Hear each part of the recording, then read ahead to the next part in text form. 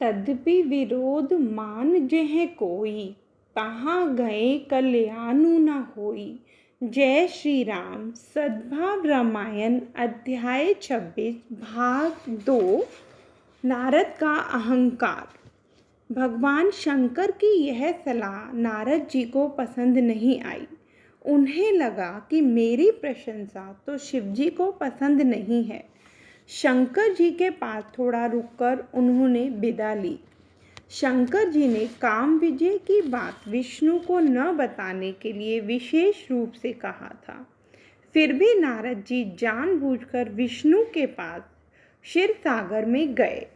भगवान विष्णु ने उनका स्वागत किया और कहा, महाराज, बहुत दिनों के बाद दर्शन हुए, आप कहाँ थे? विष्णु ने इतना पूछा कि तुरंत नारद जी ने कामचरित्र की कथा शुरू कर दी। हिमालय की तलहटी में साधना करता था। कामदेव आया। महाराज, ताकत है उसकी कि मेरी समाधि भंग कर सके। भगवान विष्णु मन में हंसे।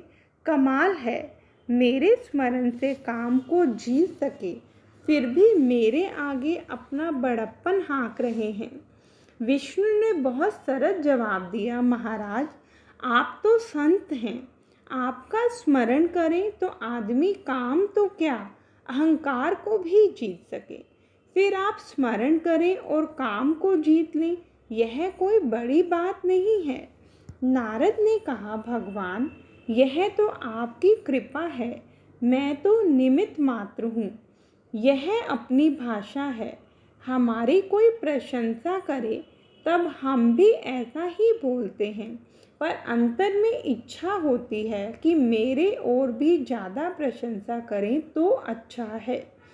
अहंकार से बचना बहुत कठिन है, इससे तो केवल राम कृपा से ही बचा जा सकता है, अन्य प्रकार से नहीं।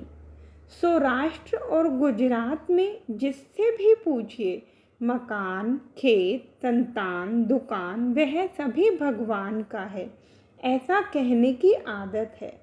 पर भूल से भी यह पूछे कि पत्नी, तो कहेंगे वह भगवान की नहीं, मेरी है। पर सौराष्ट्र में एक पुरुष ऐसा निकला जिसने कहा, पत्नी भी तेरी। भगवान साधु के वेश में जलाराम की कसौटी करने आए थे। जलाराम ने कहा, सेवा के लिए मुझे अपनी पत्नी दे दे।